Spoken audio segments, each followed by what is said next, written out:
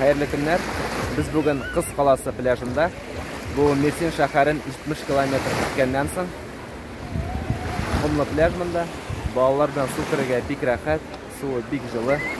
Келегіз, көрегіз bu матур урыннарына. Біздің артта Кыз Қаласы крепості орнашқан.